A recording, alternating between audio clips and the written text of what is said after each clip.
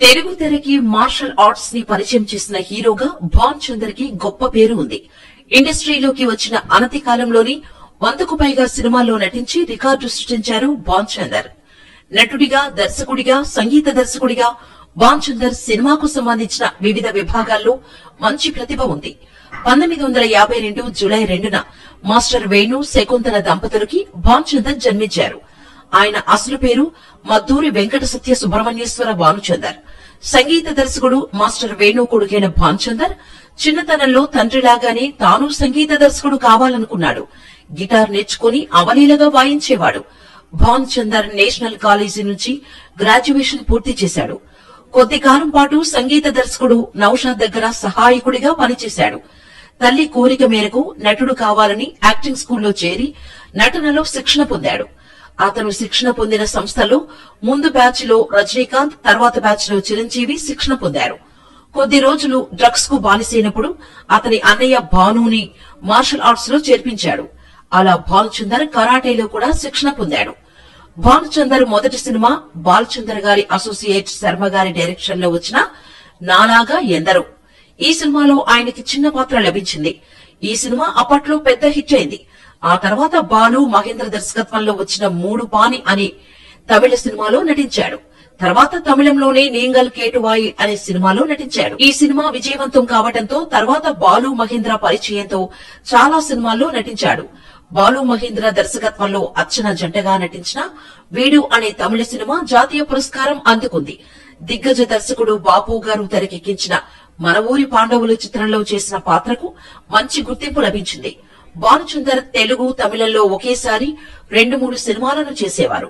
హీరోగానే కాకుండా ఏ పాత్రైనా ఆయన అలవోకగా తన నట ప్రతిభను చూపించేవారు.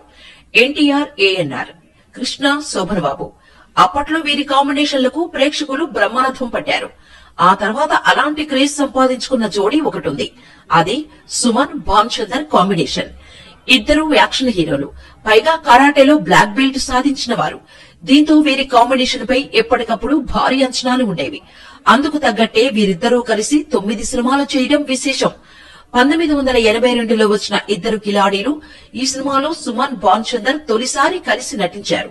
భానుచందర్ కి అప్పటికే తెలుగులో మంచి క్రేజ్ ఉండగా తమిళంలో అగ్ర హీరోగా కొనసాగుతున్న సుమన్ కి అదే తొలి తెలుగు చిత్రం. మార్షల్ ఆర్ట్స్ నేపథ్యంలో తెరకెక్కిన తెలుగు సినిమా కూడా ఇదే.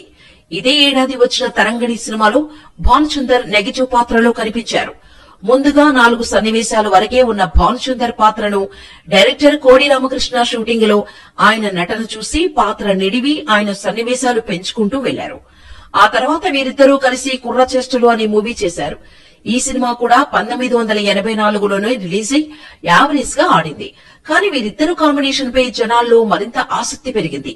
మొండి జగముండి 1985లో రిలీజ్ అయిన ఈ సినిమా సైతం అద్భుత విజయం సాధించింది. మరుసటి ఏడాది 1986లో వచ్చిన సమాజంలో స్త్రీ సినిమా యావరేజ్ గా ఆడింది. కానీ జనాల్లో మంచి టాక్ వచ్చింది. డాకు సినిమా భారీ అంచనాల నడుమ 1987లో విడుదలైంది. మంచి సక్సెస్ సాధించింది. నక్షత్ర పోరాటం చిత్రం డాకు తర్వాత 6 ఏళ్లకు 1993లో నక్షత్రం పోరాటం సినిమా విడుదలైంది.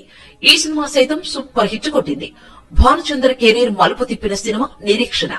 ఒక ఫారెస్ట్ ఆఫీసర్ కి గిరిజన అమ్మాయికి మధ్య జరిగిన అందమైన ప్రేమ కథ ఈ నిరీక్షణ. దిగ్గజ దర్శకుల్లో ఒకరైన బాలు మహేంద్ర డైరెక్షన్ లో వచ్చిన ఈ సినిమా 1986లో విడుదలై గొప్ప విజయం సాధించింది. ఈ సినిమాలో భానుచందర్ తన నటనతో అందరినీ మైమరిపించారు. తెలుగులో వచ్చిన గొప్ప ప్రేమ కథా చిత్రాల్లో ఈ సినిమాకి ప్రత్యేక స్థానం ఉంది.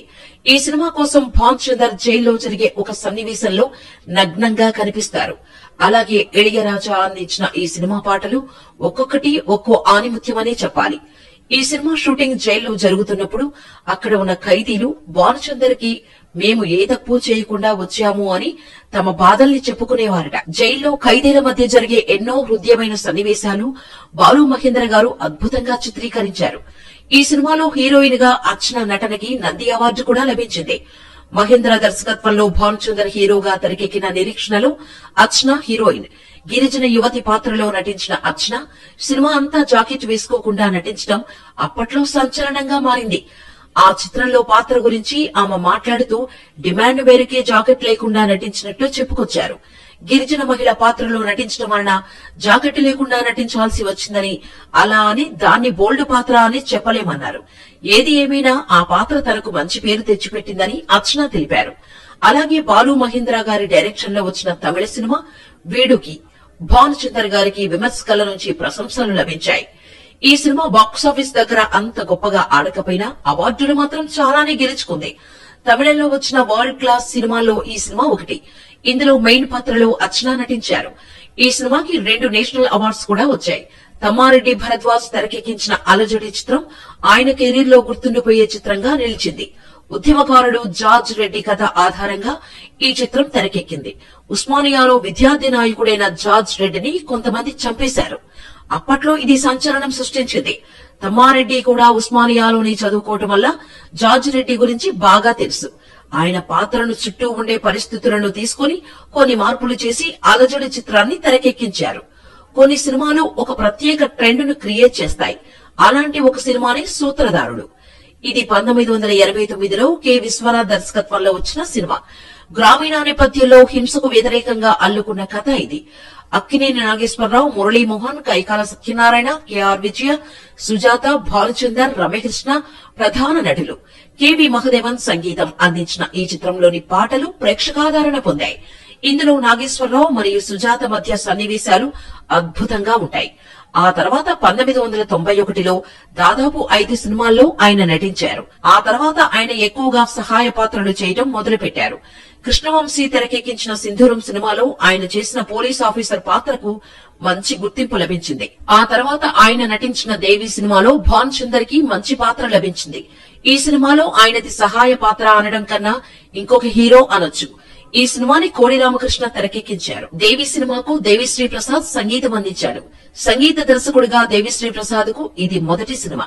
అప్పటికి అతని వయస్సు 19 సంవత్సరాలు.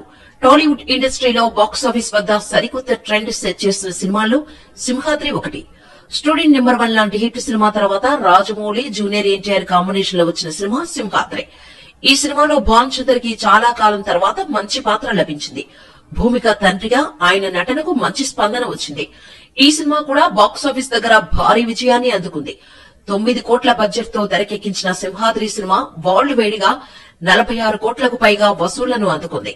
దాదాపు 28 కోట్ల డిస్ట్రిబ్యూటర్ షేర్ అందినట్టు సమాచారం. అంతేకాకుండా అప్పట్లో అత్యధిక సెంటర్లలో 100 రోజులు ఆడిన సినిమాల్లో కూడా స్థానం సంపాదించుకుంది. ఆ మధ్య కాలంలో భానుచందర్ కి మనసారా సినిమాలో మంచి పాత్ర లభించింది. కేరళలో కలరీ మాస్టర్ గా భానుచందర్ ఈ సినిమాలో కనిపించారు. ఆ తర్వాత ఆయన విశ్వక్సేన్ నటించిన హిట్ సినిమాలో పోలీస్ ఆఫీసర్ గా పవర్ఫుల్ నటన చూపించారు. తెలుగులో ప్రేమించొద్దు ప్రేమించొద్దు, దేశద్రోహులు అనే 2 చిత్రాలకు భానుచందర్ దర్శకత్వం కూడా వహించారు. భానుచందర్ భార్య పేరు స్వప్న. స్వప్న కన్నా భానుచందర్ దాదాపుగా 14 సంవత్సరాలు పెద్దవారు.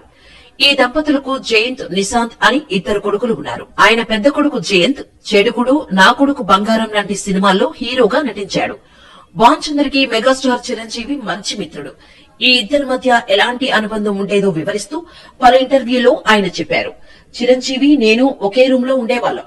మన ఊరి పాండవులు మూవీ షూటింగ్ టైంలో మేం ఒకే రూమ్ లో ఉండేవాళ్ళం. అసలు వాడే నాకు రాయల్ ఎన్ఫీల్డ్ బైక్ డ్రైవ్ చేయడం నేర్పించాడు. దోయకాయల పల్లిలో, రేయ్ నీకు బైక్ తోలడం వచ్చా అని అడిగాడు. నాకు 2 వీలర్ రాదురా, కారు తోలుతా అంటే ఛ రారా అని ఆ దగ్గరలో ఎవరో రాజుగారో రెడ్డిగారో ఉండేవారు. ఆయన బైక్ తీసుకుని నాకు డ్రైవింగ్ నేర్పించాడు. మేమిద్దరం చాలా సరదాగా ఉండేవాళ్ళం. రాజమండ్రిలో షూటింగ్ చేస్తుంటే గంటకు వర్షం వచ్చేది. ఆ టైంలో బాపు గారు పిలిచి, భాను నువ్వు కరాటే చేస్తావంట కదా, చేయి అంటే చిరంజీవి నేను స్లో మోషన్ లో కరాటే చేసేవాళ్ళం. మేమిద్దరం చాలా క్లోజ్. వాడికి నాకు స్నేహంలో ఎప్పుడూ మార్పు లేదు. అప్పుడు ఏరా ఏరా అనుకున్నాం, ఇప్పుడు ఏరా ఏరా అనుకుంటాం. వాడు చాలా సరదా మనిషి. దాని గురించి చెప్పడం కంటే అనుభవిస్తే చాలా బాగుంటుంది. ప్రతి ఏడాది మేమంతా కలుస్తాం. ఈ ఏడాది కూడా కలిశాం. నెక్స్ట్ ఇయర్ మేమంతా కలిసి గోవా వెళ్లబోతున్నామంటూ చిరుతో ఉన్న అనుబంధాన్ని తెలియజేశారు భానుచందర్. సుమన్, భానుచందర్ మధ్య మంచి అనుబంధం ఉంది. ఒకరంటే ఒకరికి ప్రాణం. ఇద్దరికీ మార్షల్ ఆర్ట్స్ లో మంచి నైపుణ్యం ఉండటంతో యాక్షన్ సినిమాల్లో ఒక ట్రెండ్ సెట్ చేశారు. సుమన్ బ్లూ ఫిల్మ్ కేసులో చిక్కుకున్న విషయాన్ని తెలియజేస్తూ దాని నుండి తనను ఎలా సేవ్ చేశాడో కూడా చెప్పారు భానుచందర్. నేను ఒక కేసులో ఇరుక్కున్నాను. నాతో ఎవరైనా ఫ్రెండ్షిప్ చేస్తే వాళ్లు కూడా ఇరుక్కునే ప్రమాదం ఉంది. వాళ్ళను చిత్రహింసలు చేసే అవకాశం ఉంది. నువ్వు దయచేసి నాకు ఫోన్ చేయకు, 2 నెలల పాటు మాట్లాడకు అని సుమన్ చెప్పిన విషయాన్ని బహిర్గతం చేశారు భానుచందర్. తనకు ఆ విషయం చెప్పిన మరుసటి రోజే సుమన్ ని అరెస్ట్ చేసిన విషయాన్ని భానుచందర్ ఒక ఇంటర్వ్యూలో తెలిపారు. భానుచందర్ వాళ్ళ అమ్మ శకుంతలకి పచ్చకామర్లకు మందు ఇవ్వటంలో చాలా మంచి పేరు ఉంది. ఆవిడ శివాజీ గణేశన్ భార్య లాంటి వారికి కూడా మందు ఇచ్చి కామర్లను తగ్గించారు. అలా ఆవిడ గురించి ఇండస్ట్రీ మొత్తం తెలిసింది. డే అండ్ నైట్ షూటింగులు చేయటం వల్ల, సమయానికి సరిగ్గా తినకపోవటం వల్ల ఎన్టీఆర్ కి కూడా పచ్చకామర్లు వచ్చాయి. అప్పుడు భానుచందర్ వాళ్ళ అమ్మ దగ్గరకు ఎన్టీఆర్ వెళ్లి, అక్క నాకిలా పచ్చకామర్లు వచ్చాయి, మీరు మందు ఇస్తారు అని తెలిసింది, నాకు కూడా కొంచెం ఇవ్వండి అని చెప్పడంతో ఆవిడ పొద్దున తీసుకువచ్చి మందు ఇచ్చింది. దాంతో ఆయనకు పచ్చకామర్లు పోయి ఆరోగ్యం కుదుట పడింది. సరిగ్గా అదే టైంకి భానుచందర్ సత్యం శివం సినిమా షూటింగ్ లో ఉన్నారు. అయితే ఎన్టీఆర్ భానుచందర్ ని ఆ సినిమా షూటింగ్ లో చాలా జాగ్రత్తగా చూసుకునేవాడు అని భానుచందర్ ఇప్పటికీ చెబుతుంటాడు. ఎన్టీఆర్ భానుచందర్ వాళ్ళ అమ్మని సొంత అక్కలాగా భావిస్తాడు.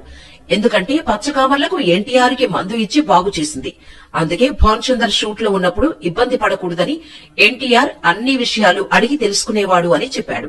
అలాగే ఎన్టీఆర్ కి తగ్గిన తర్వాత ఒకసారి బాలకృష్ణకు కూడా అలాగే పచ్చకామర్లు వచ్చాయి. దాంతో బాలకృష్ణ హాస్పిటల్ కి వెళ్తాను అని చెబితే ఎన్టీఆర్ ఆసుపత్రికి వెళ్లడం వద్దని చెప్పి భానుచందర్ వాళ్ళ అమ్మ నాకు అక్క లాంటిది, ఆ అక్క నాకు మందు ఇచ్చి పచ్చకామర్లను తగ్గించింది, అలాగే నువ్వు కూడా ఆవిడ దగ్గరికి వెళ్లి మందు తీసుకొని వాడు, ఆ తర్వాత అదే తగ్గిపోతుంది అని చెప్పాడు. ఇది భానుచందర్ గారి లైఫ్ స్టోరీ.